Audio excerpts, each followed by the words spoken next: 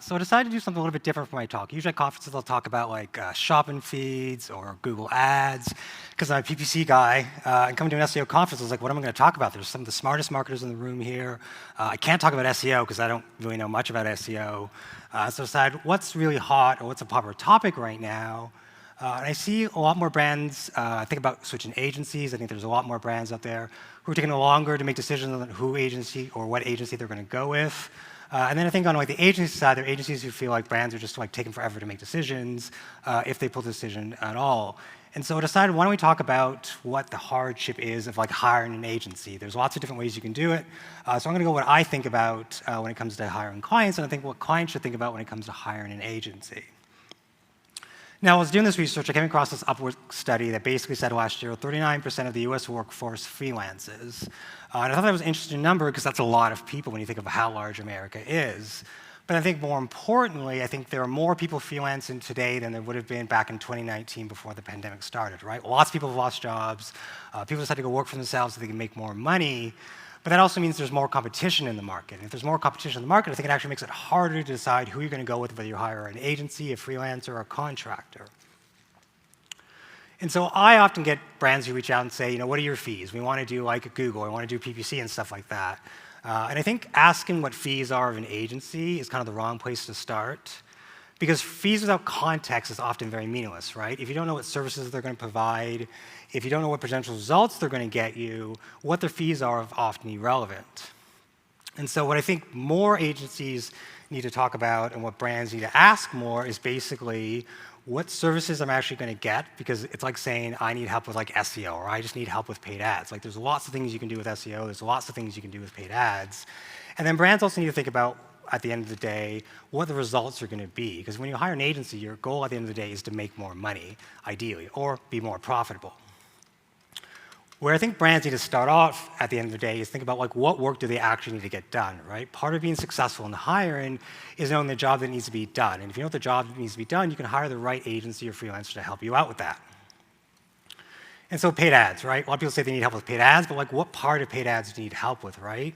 If you understand what part of paid ads you need help with, you can identify what agency you're going to hire at the end of the day, right? When it comes to ad channels, whether it's Google or Facebook or TikTok or Amazon, do you need help with all those 4 channels? Do you need help with one of them or 2 of them? Understanding that is very helpful at the end of the day. And then scaling versus profitability, right? Some people come to you and they're not making any money on Google. They spend $1 and they get back pennies on the dollar. Other brands come to you and they're breaking even or they're profitable, but they want the help to scale it and make more money. So from an agency and brand perspective, understanding whether a brand needs help with scaling their ad account or making it more profitable is really important, because they're 2 different jobs. Some people are really great at scaling ad accounts, and some people are really good at making them profitable, but not always can people do both jobs. They're very different skill sets at the end of the day.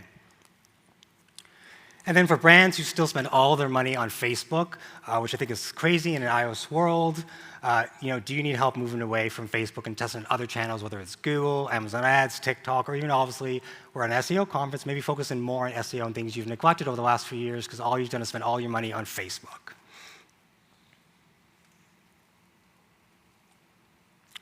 And then landing pages, CRO, optimization.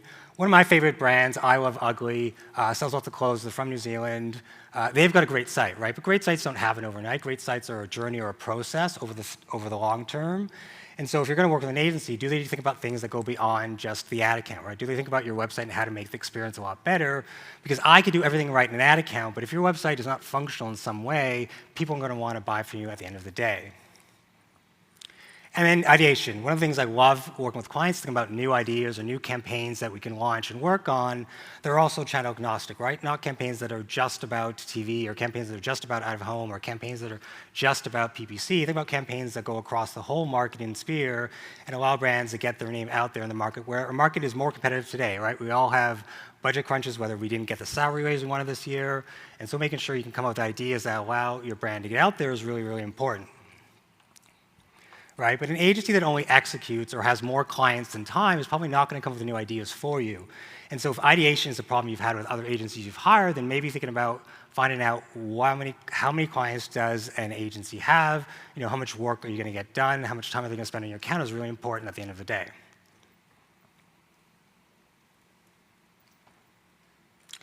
right? And then beyond all those things that fall under paid ads, what other things could you do in terms of marketing, right? So if you're an e-commerce site, maybe increasing your average order value is really important, because if you have a higher average order value, that means either you're more profitable as a business, or you could spend more money on advertising. And then ad creative, whether you do things organically or with paid ads, do you need help with getting ad creative made? Maybe you lost your designer recently as a brand, or maybe you've never had a designer in-house. But the ads we see on like Facebook and TikTok and Instagram today are really nicely done, and the bar for really good ad creative has never been higher. And so understanding if those are one of the challenges you're going to have is important, because maybe an agency you want to hire doesn't do creative, and you need to hire a second agency or a freelancer. And so one thing our team has built is what we call a D2C brand index. It's allowed us to basically catalog 1,300 different brands across 36 different categories, and we look out to everything from the Facebook ad library, organic links for like their TikTok profile, their Instagram profile, their YouTube channel if they have one. And so being able to either talk with a brand or work on our clients, understand what other creative or other brands putting out in our category space, whether we sell cell phone cases or clothing or skincare or food, means we're able to help clients understand, what is the bar for really good creative and make sure they meet that. Because oftentimes, I think some clients say their creative is great, but it's kind of like an ugly baby. They never want to say that their baby's ugly. No one's going to tell them the baby's ugly, but sometimes people need to tell people and tell brands that their creative is not that great. And then maybe you need help with improving your conversion rate, right? Maybe your site converts below 2%, and you want an agency that's going to help you with that. But if you just say, I want to hire an agency just for PPC or Google Ads and stuff like that, they might not be able to help you when it comes to improving your conversion rate at the end of the day. And then Klaviyo, right? Maybe you need help with setting up email flows and email campaigns. And so if this is something you need help with, then maybe making sure you find an agency that can help you with that is really important. And then maybe you don't need help with Klaviyo, but you want to help with turning your website into an acquisition channel, i.e. using your website to collect more email addresses. I think for a lot of brands today, it's an important area for them to think about, because maybe they've maxed out what they can spend on paid, maybe they've maxed out what they can do with SEO, and they're looking for other areas they can make money. And a lot of brands often sleep on email marketing as a whole, because it's just that thing that no one talks about as much, but it still delivers great value. And so if you do want to turn your site into an acquisition channel, I think working with an agency that understands how to set up either pop-ups in other areas to allow you to collect more email addresses is vital today. And then the last thing is user-generated content, right? A lot more brands think about user-generated content, whether it's for organic stuff or for paid stuff. And so working with an agency that potentially can help you either collect UCG from the current customers or encourage your customers to create more UCG could be really vital if you want to grow. Now, when I take those two questions together, right, it comes down to like, what marketing work do you need to get done? Right? If part of hiring is knowing what work needs to be done, it's also important to understand what your other opportunities are. Rarely does a brand not have more than one opportunity, and rarely is the best opportunity always just going to be spending more money on advertising.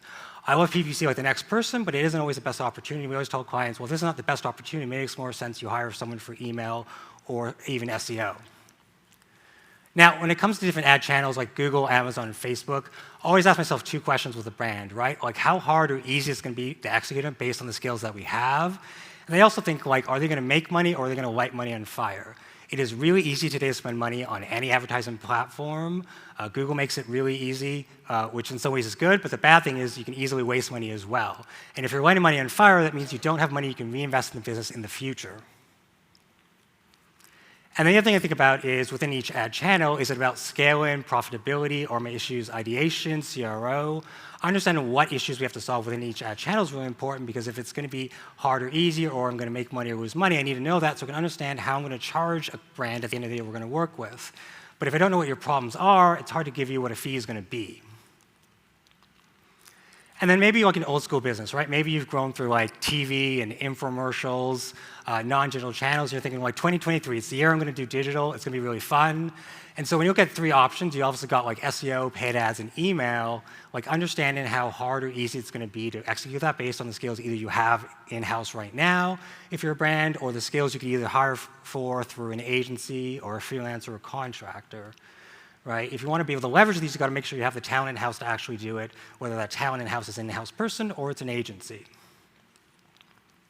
And so when I talk about how hard or how easy something is, what I'm really talking about is the opportunity, right?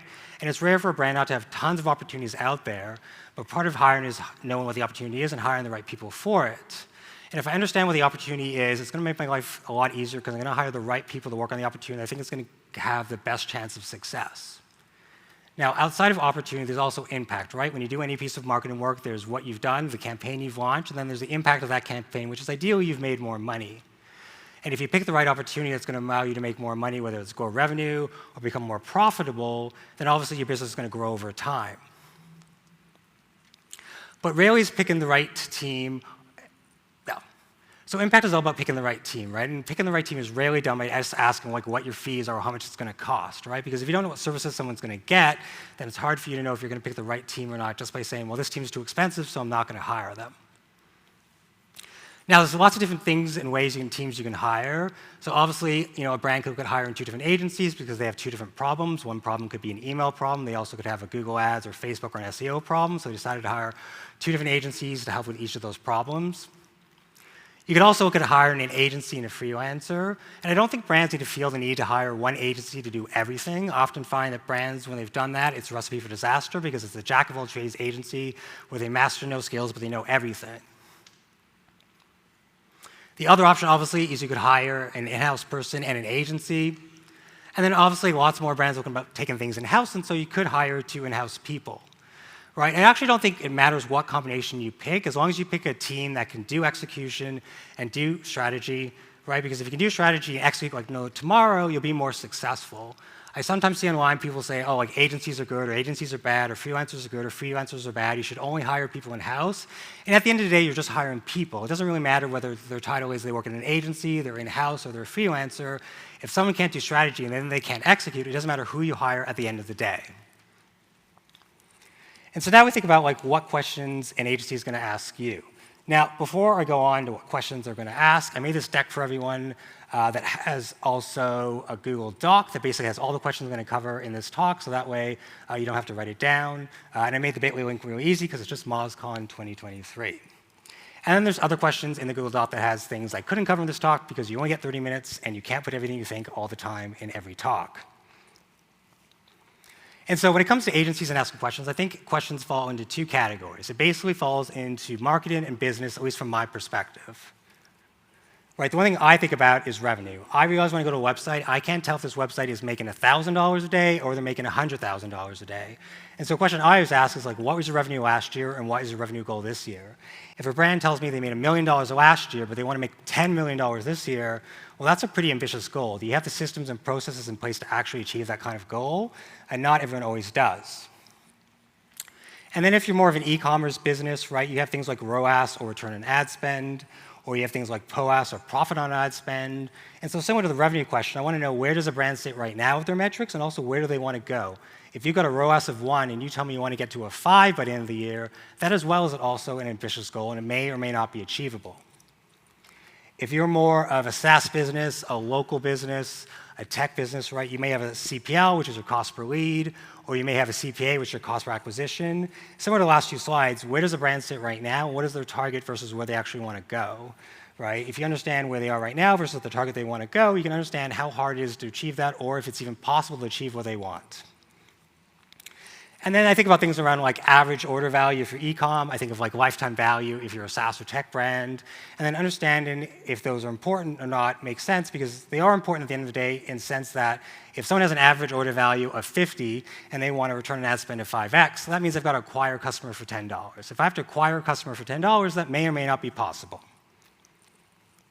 And then customer profile, right? Understanding a brand's customer profile is really important because if you understand what the profile is as an agency, I think it becomes a lot easier to market to those people because you understand who's the customer, what makes them unique, and what makes them ideal.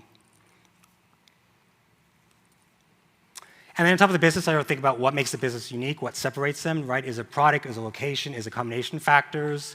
When we talk to a lot of like SaaS businesses, they say their feature is like we have the cheapest price.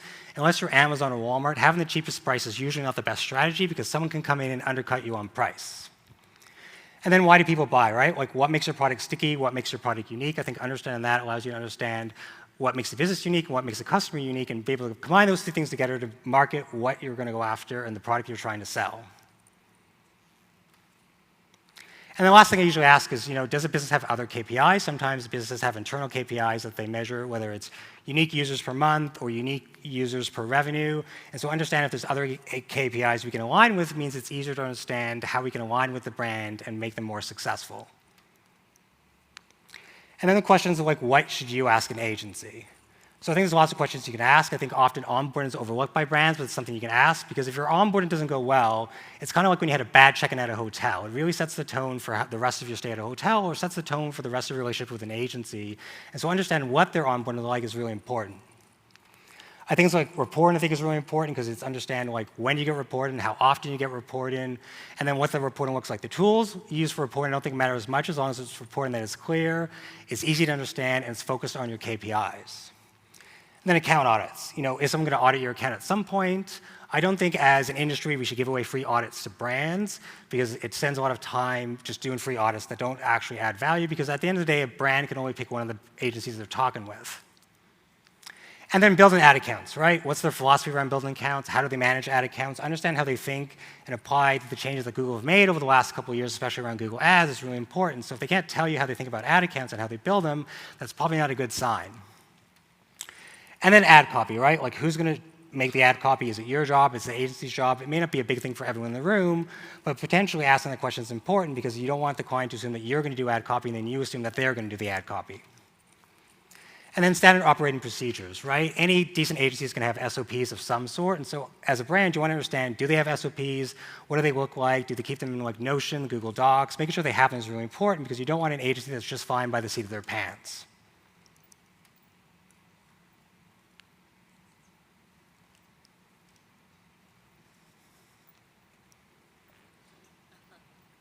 Clicker's not working.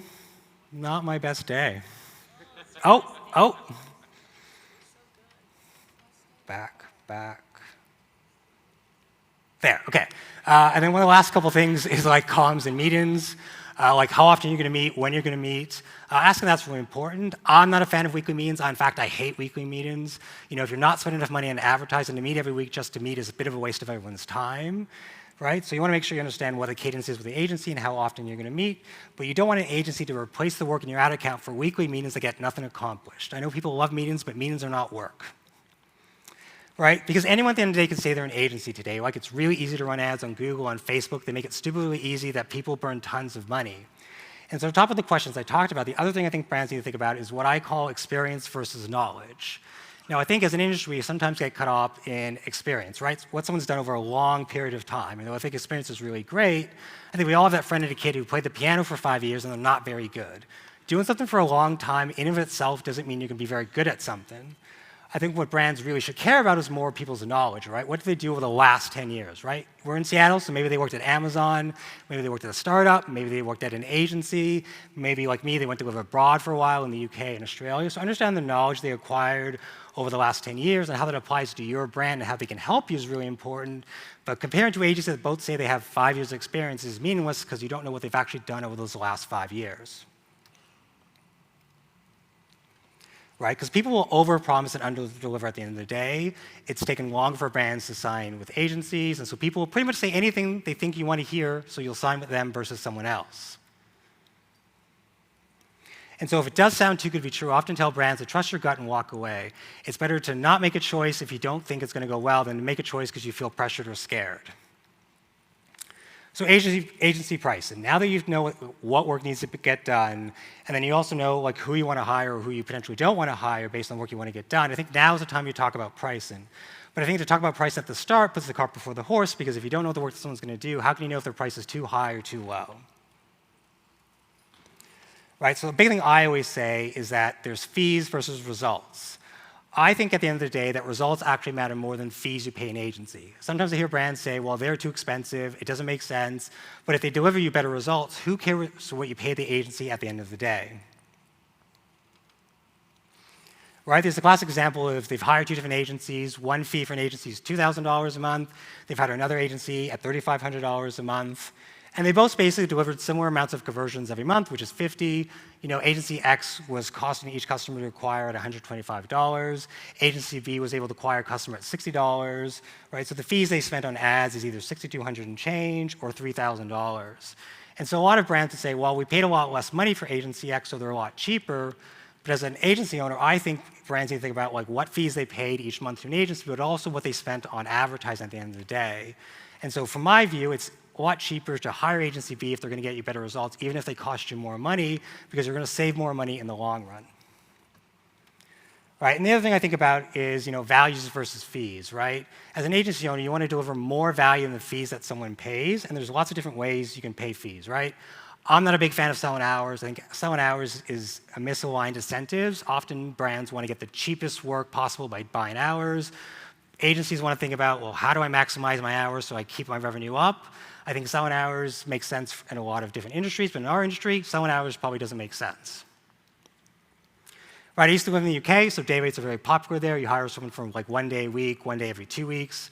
And I don't think there's anything wrong with day rates other than you need to make sure, obviously, what work someone's doing each day is actually going to add value at the end of the day. I think for me, my issue is always, can I build enough momentum with a brand if I'm only going to work on this thing 1 day a week? And then obviously, you've got project work. So at project work, you've got a start date and end date, milestones, and deliverables. Obviously, with any project, it's always what happens when the project goes off the rails and it's not on track. Do you either extend out the due date? Does everyone work longer hours? I think that's the biggest downside of projects, is at the end of the day, something will go wrong the longer it runs. And then retainers, right? Obviously, like lawyers have retainers, lots of business models have retainers. And so if you're going to do a retainer model similar to projects, making sure things like due dates and milestones are all clear and the work that's going to be done is actually making sense for the outcome that you want to achieve. And then you've got obviously a combo factor. You could either use 2 or 3 different fee models to charge a brand. So like we do a % of spend, and we also charge brands for like research and strategy and CRO as a retainer. I think a combination makes a lot of sense because you can apply different fee structures to different pieces of work, because what we do in an ad account is very different than if we do research, strategy, and CRO stuff over there. And I wouldn't want to charge the same fee for those 2 different kinds of work. Because at the end of the day, time is finite. As a business owner, I can't make more time. I mean, I wish I could, but I can't. I can only make more money. And so my focus is, how do I maximize the income I bring in for the business, turn a profit so we can invest in our team? Right? Because at the end of the day, agencies are businesses. I've often learned in the last 7 years of running the agency that sometimes when brands talk to us, they don't always realize that an agency is a business. Our job is to make money, much like their job is to make money.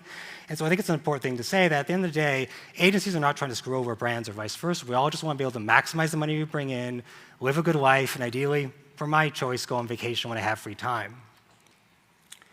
The other thing I think about is, like, I used to think if your prices are so low that everyone's saying yes, it was a good thing, but I realized it's actually a bad thing because then you have too many clients. And so I think when brands talk to agencies, they have to understand, like, is the price that I'm being charged by the agency actually too low that they just want me to sign and they don't have to think about it?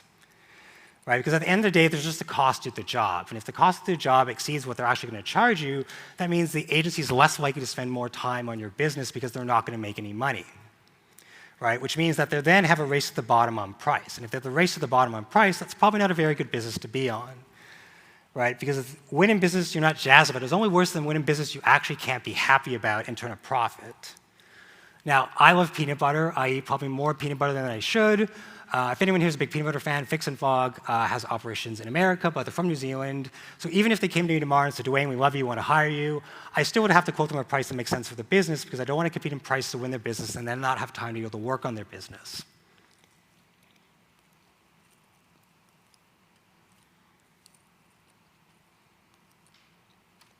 And the last couple slides around price involve cheaper prices, right? Every so often, someone will ask, can you do X work for cheaper? And I'm like, well, sure, I can do it, but I've got to reduce my scope, right? It's like if you go to a mechanic and say, hey, can you do this for less? The mechanic's going to say, well, sure, I can do it for less, but I've got to either use a cheaper part or do this over 2 phases. And so oftentimes I find brands will say, can you do it for a cheaper price? But they don't expect me to reduce the scope. But I have to reduce my scope because if I don't reduce my scope, then what are my other options? It's either do a really crappy job, which obviously I don't want to do, or put someone junior on the team where their value is a lot lower so I can afford to actually make a profit on the project.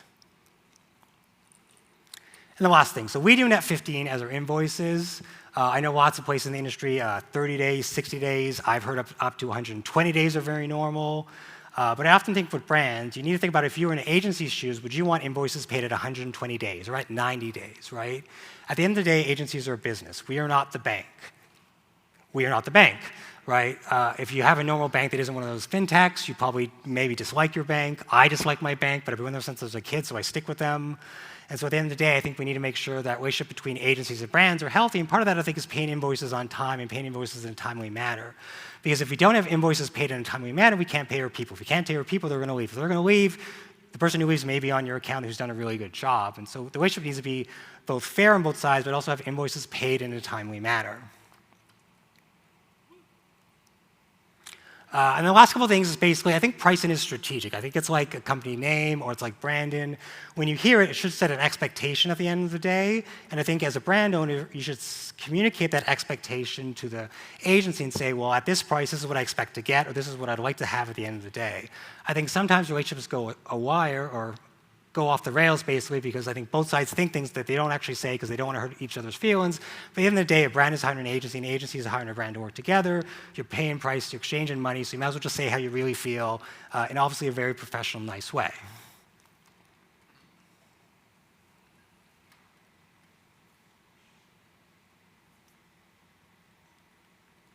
And then the last couple things I'm going to talk about is basically onboarding and like month one. So like I said earlier, I think onboarding is really important. Now, I love pancakes, and so I think onboarding is kind of like your favorite stack of pancakes with butter. If you don't like pancakes, maybe you're into like waffles or French toast. If you're vegan, you probably don't eat any of that, so maybe you have a bowl of fruit.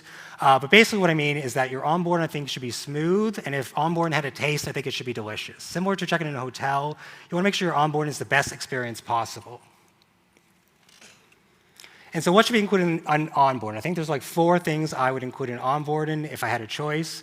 So access, right? If you're going to hire an agency, they need access to your ad accounts, to your technology. And so this process should be really smooth because every ad tech platform basically has a guide of like how an agency can access. If you're working with an agency and they fumble this, it makes me wonder what else do they not know? Because getting the basics right matters more than everything, and you shouldn't overlook your onboarding for a brand because if it goes in wrong, that's probably not a good idea.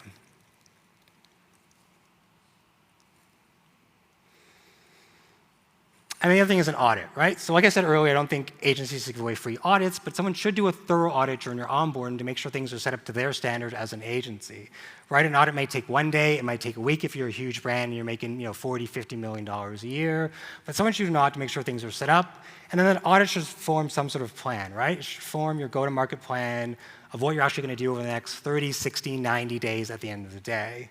Right? And then all that should culminate in some sort of kickoff call where you talk about with the agency, so you've got access to everything, you've done the audit, what the hell are you actually going to do at the end of the day? Now, obviously, there's lots more things you can go into your onboarding, but I think at the very minimum, those are the 4 things that should happen for a successful onboarding that is smooth and delicious.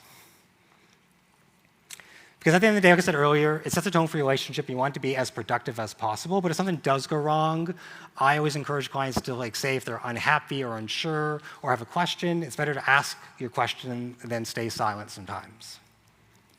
And then in terms of month 1, outside of your onboarding, there's things like reporting, right? So if you're working in an agency, they should have reporting of some sort. The technology that they use, I don't think matters as much. But the fact that they have reported and give it to you is really important. It's focused on your KPIs is really important.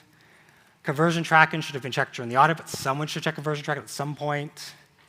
We live in a Google Analytics 4 world, so as much as we all may love or hate Google Analytics 4, making sure that that's set up correctly and it actually has data coming in from like Google Ads or whatever the platforms is really important. And then based on the go-to-market plan that you did during the audit, you should have some sort of phase 1. If an agency's goal is to turn off everything they have running currently as a brand and start from scratch, it's probably a bad idea. I've never seen an agency turn off everything a brand is doing, start from scratch, and have it work out successfully, unless the brand was like losing money and it was a really bad setup. And then if you're an e-commerce, D2C brand, and you have like a shopping feed, someone, whether it's in-house or your agency, should work on your shopping feed, especially when it comes to things like Google Ads and shopping campaigns. 80% of your work up front is going to be on your shopping feed, so if nobody's working on your shopping feed, that's generally not a very good sign in my books. And then monthly calls. So outside of the kickoff call, there should be some sort of regular call. We do mostly monthly calls, but someone may do fortnightly calls, a call every week. But making sure there's a call to sync on what's going on, what's working, and what's not working is really important. And then if I summarize all of this in my last 54 seconds, basically, I think brands need to start thinking about what work do they actually need done. Saying I just need help with SEO or paid ads or PPC isn't really descriptive enough for brands to communicate to an agency of what work they actually need done. It's very vague at the end of the day. I think thinking about what the opportunity is and the impact of that opportunity is really important because if you understand the opportunity impact, it makes it easier to understand who you're going to hire. And then agencies can tell you if they think your opportunity impact makes sense or you might be out to lunch potentially. And then I think it's good for both sides to ask questions around the business and marketing to understand where the business is today and where it's going to go. At the end of the day, marketing should help accelerate a business, but we can't fix a business if fundamental numbers don't actually make sense. And then results matter more than fees. You shouldn't care what you pay an agency as long as they're delivering the results that you want and you're profitable at the end of the day. And then like last couple of slides are basically onboarding should be like butter. It should be a good experience. Your month one experience matters, and if it isn't working out very well, then you should say something. And at the end of the day, I strongly believe if you want to hire better, you've got to ask better questions. But in order to ask better questions, you've got to know what work needs to be done so you can understand which agency you're going to hire. I'm total over time, but I've been to 48 countries. I love technology. I'm a super nerd, and that is my talk. Thank you.